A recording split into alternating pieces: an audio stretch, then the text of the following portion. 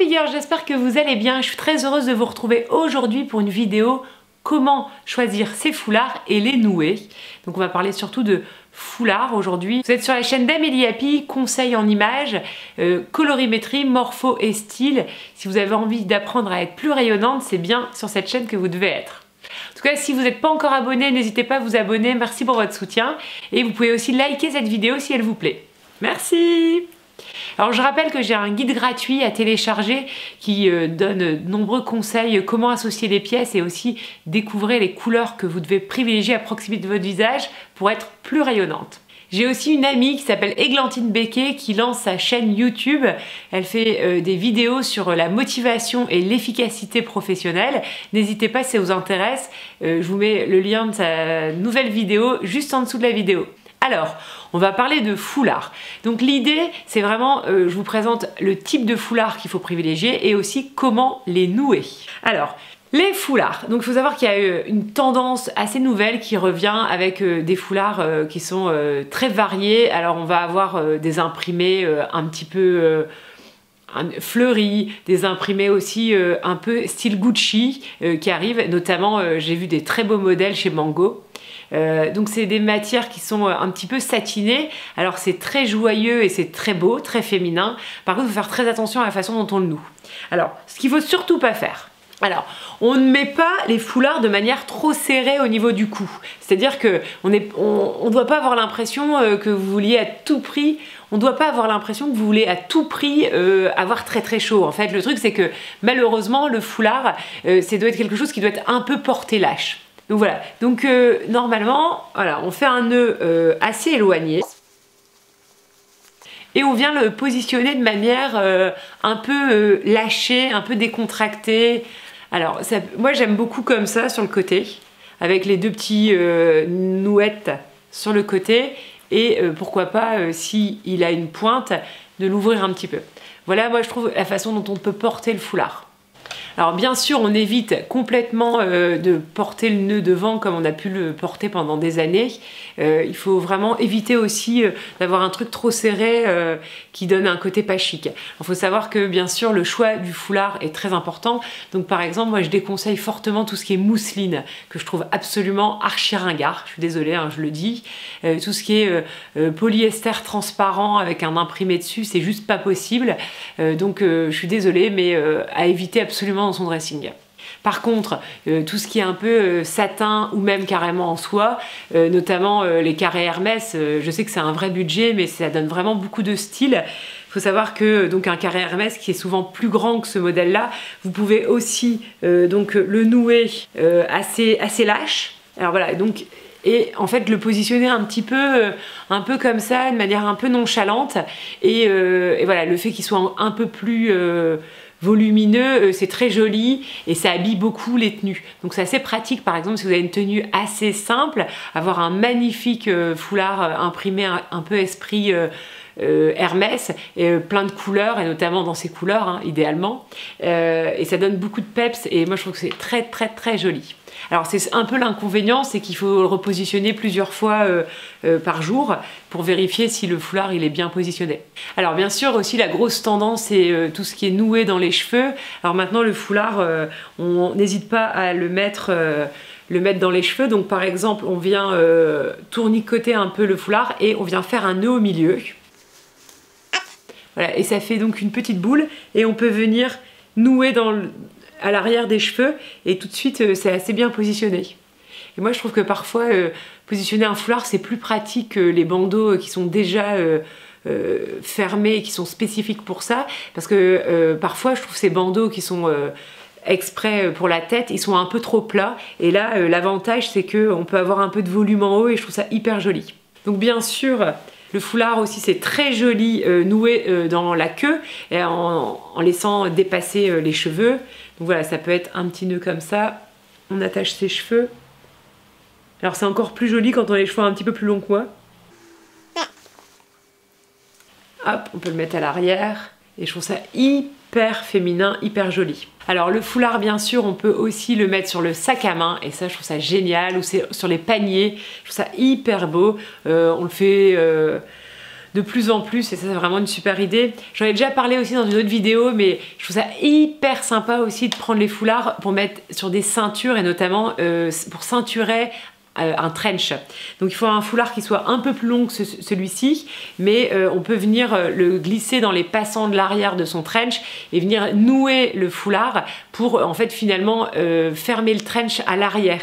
Donc ça resserre un tout petit peu le trench et donc du coup on le porte ouvert le trench.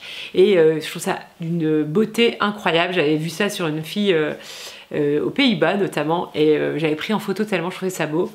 Et je me souviens, donc elle avait un foulard qui était très contrasté par rapport à la couleur de son trench. Donc elle avait un trench bleu marine et elle avait un foulard de couleur assez lumineux. Et vraiment, c'était fou. Donc voilà, donc ensuite je voulais vous montrer comment on plie un foulard. Donc il faut savoir que l'idéal quand on plie un foulard, eh ben, on le plie. Alors je sais pas si ça va être facile à expliquer, mais on peut venir rentrer l'intérieur des pointes au milieu. Je sais pas si vous voyez bien. Et ensuite on le roule. Et donc l'avantage de faire ça, c'est que ça permet de ne pas avoir les pointes visibles. Et donc ensuite on peut faire plus facilement donc quelque chose. Donc ne pas hésiter à bien choisir l'imprimé de son foulard en fonction de comment on a envie de le porter, parce que par exemple là ce qu'on voit c'est que la façon dont je l'ai plié, on voit plus que le rose dans le foulard.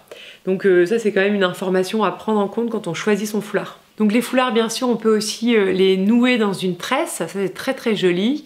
Ouais, malheureusement je n'ai pas les cheveux assez longs pour faire ça. Là je vous parle d'un foulard que je trouve super pratique, notamment pour les femmes qui sont dans les coloris chauds, le foulard imprimé léopard. Ça c'est quand même super efficace pour réussir beaucoup de vos looks. Donc comment on fait pour porter des grands foulards comme ça? Donc là c'est un rectangle. Donc c'est vachement pratique et d'ailleurs c'est ce que je vous conseille d'avoir, c'est plutôt des rectangles, c'est souvent les plus faciles à porter. Donc voilà, donc en fait l'idée c'est de rassembler le foulard de manière assez homogène. Alors moi ce que j'aime bien faire c'est donc toujours de manière un petit peu lâche, hop, on met les deux pans devant. Et là, on n'hésite pas à desserrer un peu l'encolure. C'est vraiment l'idée, c'est de jamais faire ça en fait. Ça, c'est pas beau. Voilà. Donc il faut un peu d'espace. Et on peut aussi porter l'écharpe de manière un petit peu décalée. Donc voilà, par exemple, on peut avoir une longueur sur le côté, un peu plus longue. Ça, c'est pas gênant du tout. Voilà. Et vraiment aussi, petite astuce, c'est hyper important d'avoir des foulards super bien repassé.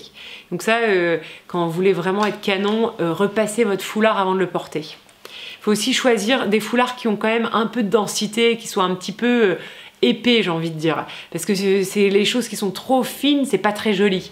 En tout cas, surtout quand on a un grand rectangle comme ce modèle-ci, il faut quand même qu'il y ait du volume et que ça soit joli en fait, que ça soit présent finalement, parce que un rectangle très fin et très étroit, et ben ça va pas rendre la même chose. Donc deuxième type de foulard, donc là aussi c'est un rectangle et je trouve que c'est quand même les rectangles qui sont les plus faciles à porter. Donc on peut porter aussi les foulards juste comme ça.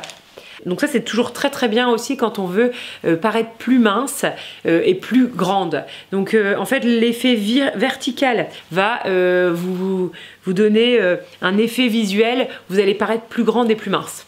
Donc voilà, ça c'est les possibilités de faire ça. Donc il y en a même qui font ça si on veut. Dernière possibilité, on peut porter comme ça un petit peu esprit boule. Alors je vous montre comment j'ai fait. Donc je prends un tout petit bout. Je donne vraiment beaucoup d'ampleur et je lâche vraiment au maximum. Et après, je peux venir enrouler un tout petit peu le foulard à l'intérieur pour qu'il tienne un petit peu et qu'il ne bouge pas de la journée. Et après, on enroule. Voilà. Et donc derrière, il y a une petite nouette. Et ça j'aime beaucoup, je trouve que c'est assez pratique, notamment quand on porte plutôt ça avec du pull col rond ou du pull col V. Et c'est vrai que c'est très pratique pour avoir chaud. Donc je vous ai montré toutes les façons dont il faut porter les foulards.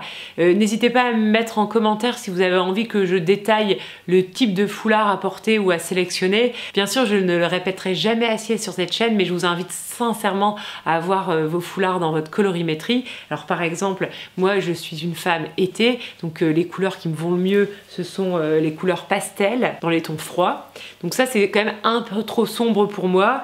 J'avais acheté ça avant de faire ma formation. Voilà, typiquement ça c'est un foulard qui Ça c'est une couleur qui me va bien, ça je crois que vous l'avez vu. Hein. Donc typiquement ça c'est des couleurs qui me vont bien et donc voilà, moi si je prends en plus des foulards qui sont à porter à proximité du visage, je vais carrément porter ces couleurs là. Et donc c'est la même chose pour les écharpes.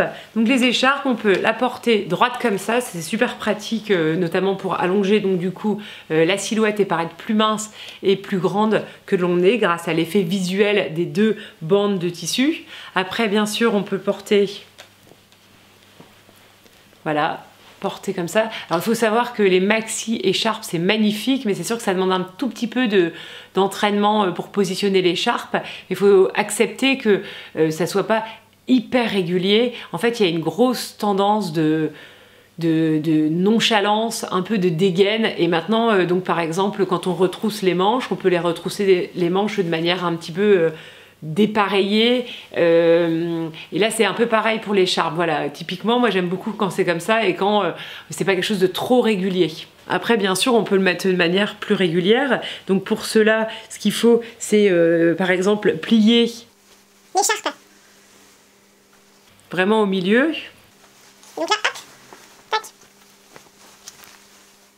Ça aussi, ça peut être une proposition. Ou alors quelque chose de plus simple. Donc comme tout à l'heure. Donc là, je mets le côté ouvert vers le bas.